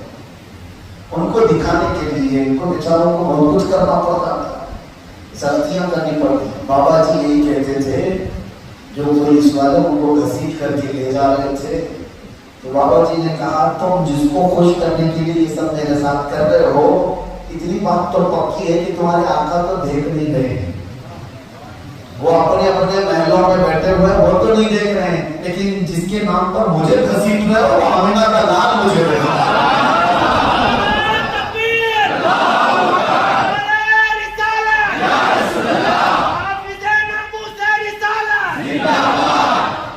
ایک بات یاد رکھو، دنیا کیا کہتی ہے اس کی طرف توجہ نہ کرو، دنیا کیا کہتی ہے اس سے حاصل کچھ بھی نہیں ہوتا، یہ لاسٹ میں صرف اتنا ہی کہتی ہے انا للہ و انا الیہ راجعون، بس اس کے علاوہ کچھ نہیں ہوتا۔ اور ان کی باتوں کا کوئی جواب بھی نہیں ہے۔ آپ ٹوپی اتارتے ہیں تو کیا دنیا خوش ہو جائے گی؟ وہ تمہارے کپڑوں پہ آ جائے گی، کپڑے اتار دو تو کیا خوش ہو جائے گی؟ وہ تمہارے ننگے پر پہ سوار ہے، ہر چیز پر سوار ہے۔ اسی لیے ایک ذات کو راضی کرو، اگر وہ راضی ہو گئی تو اقبال کیا کہتا ہے، ہمیں کرنی ہے شہنشاہ بطحا کی رضا جوئی، ہمیں کرنی ہے شہنشاہ بطحا کی رضا جوئی۔ وہ اپنے ہوتے تو رحمت پروردگار، اگر وہ اپنے ہو گئے उस एक ज़ात की रजा के लिए तुम दौड़ो, फिर देखना कि अल्लाह ताला जिंदगी में कैसा इनकलाब अता करता है। मुझ जैसे एक निकम्मे आदमी को मेरी क्या हैसियत है, मेरा क्या वजूद है, मेरे चेहरे से दुनिया मुझे नहीं पहचानती, मेरे खानदान की वजह से या मेरे इल्म की वजह से, मेरे जुब्बे टोपी की वजह से नहीं। हिंदुस्तान से चल करके अफ्रीका के जंगलात में भी अगर आया तो नाम मुस्तफा की वजह, इज्जतें जो मिलती है बरकत मुस्तफा है। अगर इसीलिए मैं बार बार ये कहता हूँ, वो जो न थे तो कुछ न था, वो जो न हो तो अगर हुजूर ना हो तो फिर कुछ नहीं है, हमारी जात कुछ नहीं है, हमारी जिंदगी में कुछ नहीं है, हमारी लाशें भी कुछ नहीं है, वो जो ना हो तो कुछ ना हो। इसलिए अज़ीज़ान गिरामी मुक़ाम, जिंदगी को ऐसी गुजारो कि जाने के वक्त तुम बगल से ये कहते हुए जाओ, या रसूल अल्लाह, ये मलाइका से कहना इसे कोई मत जलाना, अभी आँख लग गई है, तेरे दामन करम में जिसे नींद आ गई है, जो फना ना होगी उसे जिंदगी मिली है। अगर सुकून से कब्र पे जाकर के भी सोना हो तो एक ही इलाज है दुनिया में, एक ही इलाज। मैंने अभी लैला मजनू की बात आपके सामने मिसाल के तौर पर कही। अगर नौजवानों आपको यहाँ पर रह करके ये फितना है या नहीं मुझे नहीं पता, लेकिन तकरीबन पूरी दुनिया में यंगस्टर्स नौजवान, इनके लिए आज का सबसे बड़ा फितना फेसबुक, इंस्टा और ये सोशल मीडिया के फेक आईडी। अरे सही में हकीकी लैला को देखा ही नहीं, फोटो पे दीवाना है, फोटो पे दीवाना है, रात रात के किसी फोटो पे गुजारती है। अभी तो सामने आई भी नहीं, उससे पहले पता नहीं कितनी रातें बर्बाद कर लिया, हकीकत पता चली तो बाद में कोई और ही निकला। तुम झूठे चेहरों पर अपनी जिंदगी की रातें कुर्बान करते हो। सोचो अगर ये हकीकी चेहरा आ भी गया तो ये भी भरोसा नहीं कि तुम्हारे साथ 4 दिन रहेगी कि 8 दिन रहेगी, फिर कब ब्रेकअप होने वाला है पता नहीं। ये तो रोज के किस्से हमारे पास।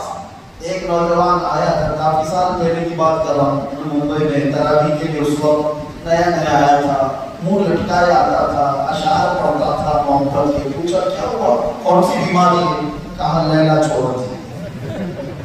हर तीसरे चौथे दिन पे होता है, छोड़ दिए। कहा बहुत ज्यादा अपसेट हूँ, बहुत तकलीफ में हूँ। तो मैंने कहा था उसी दिन, फर्क क्या पड़ता है, वो दूसरा ढूंढे कि चंद दिन बाद तुम भी दूसरी ढूंढो, यही तो है दुनिया का निजाम।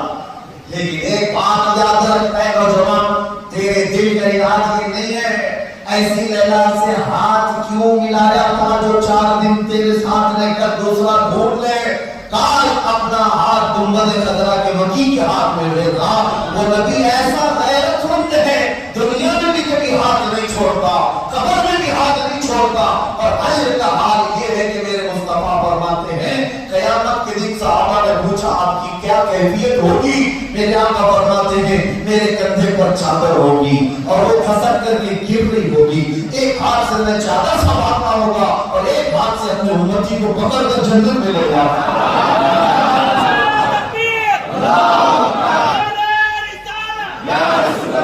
जो न भूला हम गरीबों को रज़ा, याद उसकी अपनी आदत कीजिए।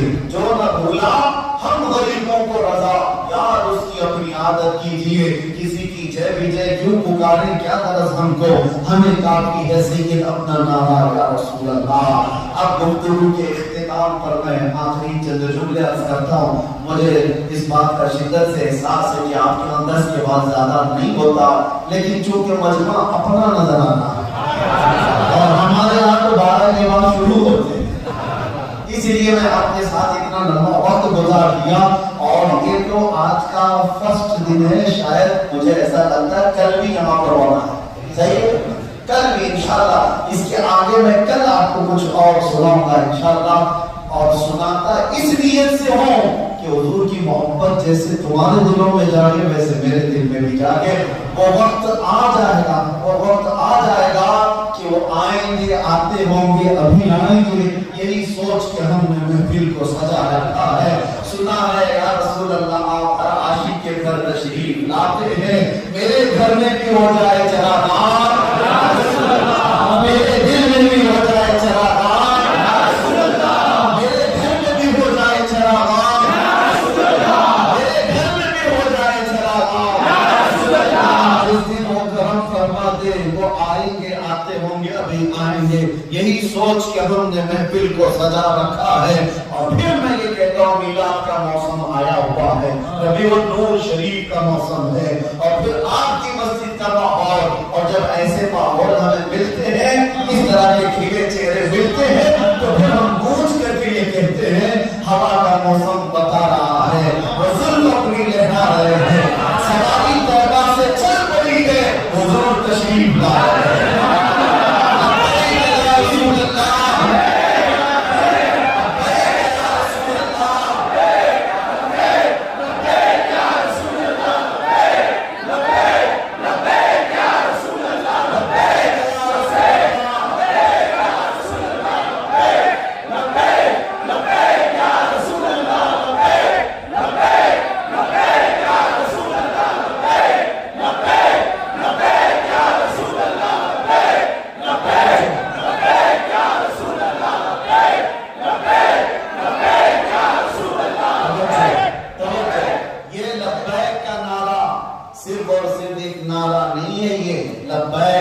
मतलब है या रसूल अल्लाह मैं हाजिर हूँ।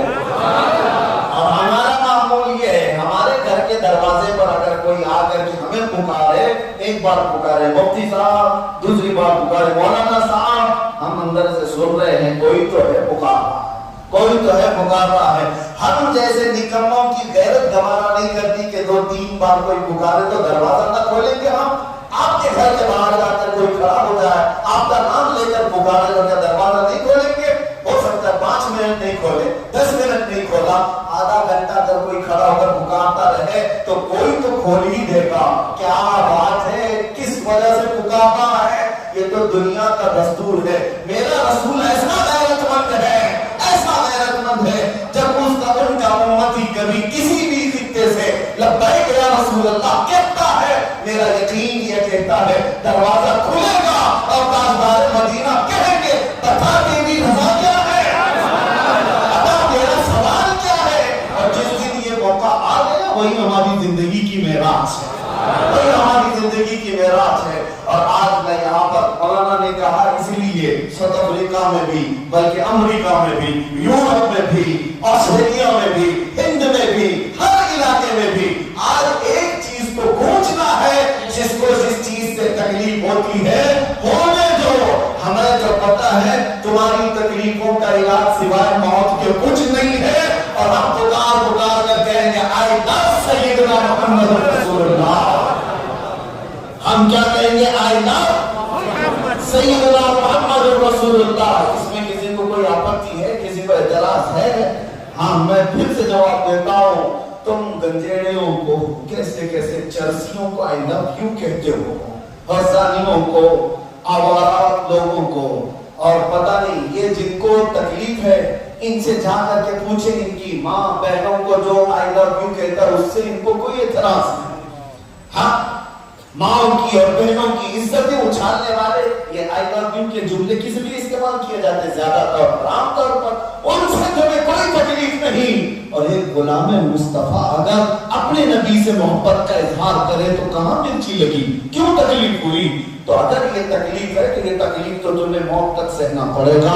इसलिए कि हम इस जुमले से कोई कंप्रोमाइज, जो जान मांगो तो जान दे दे, जो माल मांगो तो माल दे दे, मगर ये हमसे कभी ना होगा नबी का जाहो जलाल दे दे। आखिर में मैं ये कहूंगा मजमा गर्म हो गया, तुम्हारी ग़िज़ा मिल गई और मेरी दवा भी हो गई। रसूल अल्लाह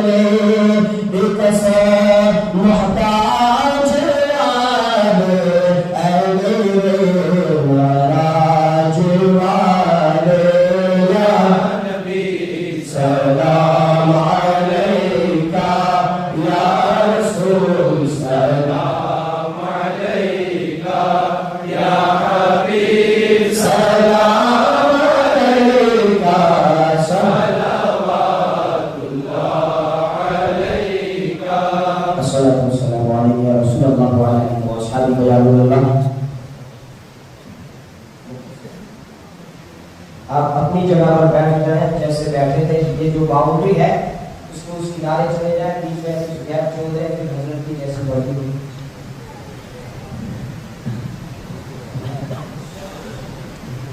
اللهم صل صلاة كاملة وسلم سلاما تاما على النبي الذي تنحل به العقد وتنفرج به الكرب وتقضى به الحوائج وتنال به الرغائب وحسن الخواتم ويستسقى الغمام بوجهه الكريم وعلى آله وصحبه في كل لمحة ونفس بعدد كل معلوم لك إلى العالمين ستار الغيوب غفار الذنوب قدير جبار خدا اس محفل پاک کو شرف قبولیت عطا فرما.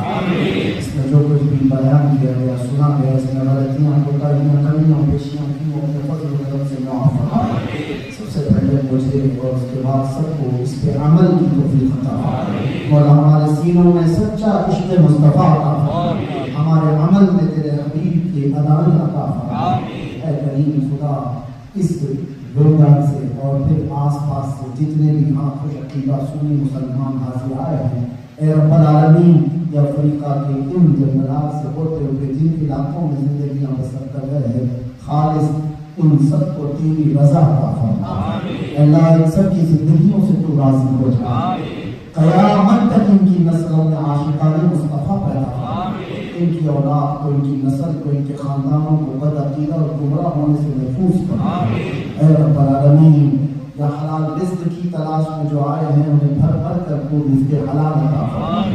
محتاجی سے محفوظ فرما, ظالموں کے ظلم سے محفوظ فرما. خصوصیت کے ساتھ مولا جو ابھی تک باہر یہاں آئے ہوئے اپنے وطن کو چھوڑ کر ہجرت کیے ہوئے جس طرح سے بھی مولا نئے دیش میں آزادی کے ساتھ نہیں رہ سکتے, غریب خدا یہاں کے شریر سے ان کی اور یہاں کی شرارتوں سے ان کی حفاظت فرما. جو معاملات یہاں کے ظالموں کی طرف سے ہوں یا کہیں کے ظالموں کی طرف سے ہوں مولا ان سب کے ظلم سے ان خوش عقیدہ سنیوں کی حفاظت فرما. ان کے مال کی, ان کی عزت کی, ان کے آبرو کی, ان کے اولاد کی, ان کی بیوی بچوں کی حفاظت فرما. اے رب العالمین سب کے ایمان کی حفاظت فرما. ہماری ماں بہنوں, بچیوں, بیٹیوں, بہووں, بیٹیوں سب کو ہم نے تیرے حوالے کر دیا. ان کی عزتوں کی حفاظت فرما. یہاں پر جتنے شریک ہیں مولا تیرے نبی کے سچے غلام ہیں, آخری دم تک ان کے ہاتھوں کو محتاجی سے بچا لے, غیروں کے سامنے محتاج ہونے سے محفوظ فرما. یا رب العالمین یا اکرم الاکرمین ان سب کو بری بیماریوں سے محفوظ فرما. جو بے اولاد انہیں صاحب اولاد بنا, جو ناحق مقدمے اور جیلوں میں ان کا آزاد کرنا. اے اللہ جو بے روزگار انہیں حلال روزیاں دے, جو بے جوڑ ہیں انہیں نیک و صالح رشتے عطا فرما.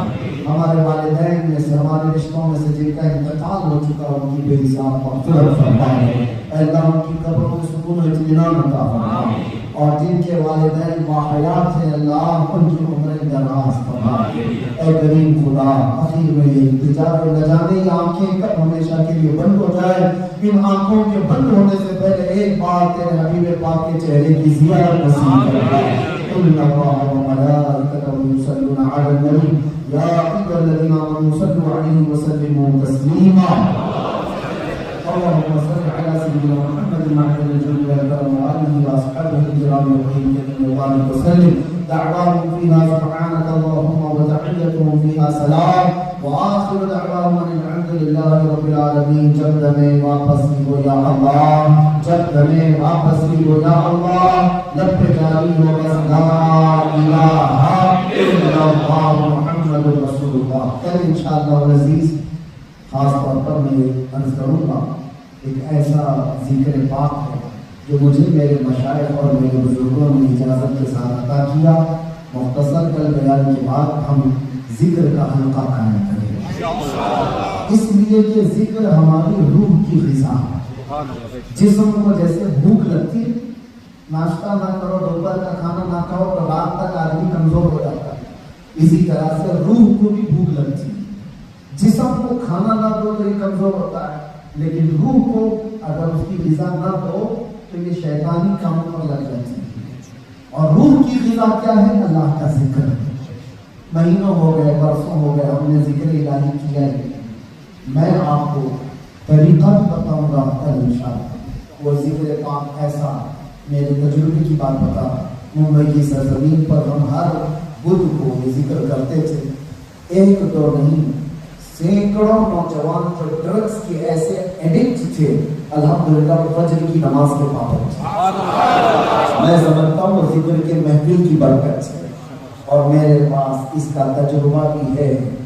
2 से 3 लोग ऐसे हैं, इस जिक्र की मजलिस की वजह से उनको हुजूर पाक की ज़ियारत नसीब। इससे बढ़कर के जिंदगी में हमें और क्या चाहिए। इंशाअल्लाह अज़ीज़, मैं सेहत भी बाकी रहे, वक्त भी मुनासिब रहे, तो कल इंशाअल्लाह सबके लिए जिक्र की मजलिस हम यहाँ पर कायम करेंगे। और जिस जगह जिक्र होता है, बुजुर्गों ने फरमाया 40 दिन तक वहाँ रहमत होता है। इंशाअल्लाह सबकी बीमारियों की शिफा के लिए भी और सबके मामलात के लिए भी जिक्र की मजलिस के बाद हम खुसूसी दुआ करेंगे इंशाअल्लाह। कल की हाजिरी में आपसे मुलाकात होगी। मैं उम्मीद करता हूँ कि आज आप मुझे आज़ादी दे देंगे इंशाअल्लाह। सलाम।